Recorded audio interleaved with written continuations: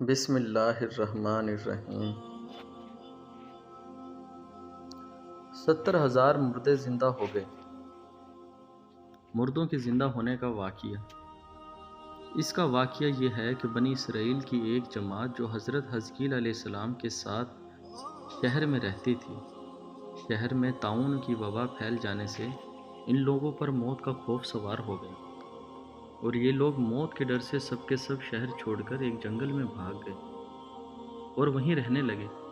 تو اللہ تعالیٰ کو ان لوگوں کی یہ حرکت بہت زیادہ ناپسند ہوئی، چنانچہ اللہ تعالیٰ نے ایک عذاب کے فرشتے کو اس جنگل میں بھیج دیا، جس نے ایک پہاڑ کی آڑ میں چھپ کر اور چینخ مار کر بلند آواز سے یہ کہہ دیا کہ موتوا، یعنی تم سب مر جاؤ۔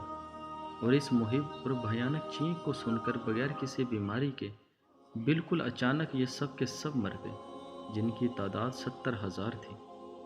ان مردوں کی تعداد میں اس قدر زیادہ تھی کہ لوگ ان کے کفن و دفن کا کوئی انتظام نہیں کر سکے، اور ان مردوں کی لاشیں کھلے میدان میں بے گور و کفن 8 دن تک پڑی سڑنے لگیں، اور بے انتہا تعفن اور بدبو سے پورے جنگل بلکہ اس کے اطراف میں بدبو پیدا ہو گئی۔ کچھ لوگوں نے ان کی لاشوں پر رحم کھا کر چاروں طرف سے دیوار اٹھا دی تاکہ یہ لاشیں درندوں سے محفوظ رہیں۔ کچھ دنوں کے بعد حضرت حزقیل علیہ السلام کا اس جنگل میں ان لاشوں کے پاس سے گزر ہوا تو اپنی قوم کے 70,000 انسانوں کی اس موت ناگہانی اور بے گور و کفن لاشوں کی فراوانی دیکھ کر رنج و غم سے ان کا دل بھر گیا۔ آپ دیدہ ہو گئے اور باری تعالیٰ کے دربار میں دکھ بھرے دل سے گڑ گڑا کر دعا مانگنے لگے کہ یا اللہ، یہ میری قوم کے افراد تھے جو اپنی نادانی سے یہ غلطی کر بیٹھے کہ موت کے ڈر سے شہر چھوڑ کر جنگل میں آ گئے۔ یہ سب میرے شہر کے باشندے ہیں، ان لوگوں سے مجھے انس تھا اور یہ لوگ میرے دکھ سکھ کے شریک تھے۔ افسوس کہ میری قوم ہلاک ہو گئی اور میں بالکل اکیلا رہ گیا۔ اے میرے رب، یہ وہ قوم تھی جو تیری حمد کرتی تھی اور تیری توحید کا اعلان کرتی تھی اور تیری کبریائی کا خطبہ پڑھتی تھی۔ آپ بڑے سوزے دل کے ساتھ دعا میں مشغول تھے کہ اچانک آپ پر یہ وحی اتر پڑی کہ اے حزقیل علیہ السلام، آپ ان بکھری ہوئی ہڈیوں سے فرما دیجئے کہ اے ہڈیوں، بے شک اللہ تعالیٰ تم کو حکم فرماتا ہے کہ تم اکٹھا ہو جاؤ۔ یہ سن کر بکھری ہوئی ہڈیوں میں حرکت پیدا ہوئی اور ہر آدمی کی ہڈیاں جمع ہو کر ہڈیوں کے ڈھانچے بن گئے۔ پھر یہ وحی آئی کہ اے حزقیل علیہ السلام، آپ فرما دیجئے کہ اے ہڈیوں، تم کو اللہ کا یہ حکم ہے کہ تم گوشت پہن لو۔ یہ کلام سنتے ہی فوراً ہڈیوں کے ڈھانچوں پر گوشت پوست چڑھ گئے۔ پھر تیسری بار یہ وحی نازل ہوئی کہ اے حزقیل، اب یہ کہہ دو کہ اے مردو، خدا کے حکم سے تم سب اٹھ کر کھڑے ہو جاؤ۔ چنانچہ آپ نے یہ فرما دیا تو آپ کی زبان سے یہ جملہ نکلتے ہی 70,000 لاشیں دم زدن میں ناگہاں یہ پڑھتے ہوئے کھڑی ہو گئیں کہ سبحانک اللہم و بحمدک لا الہ الا انت۔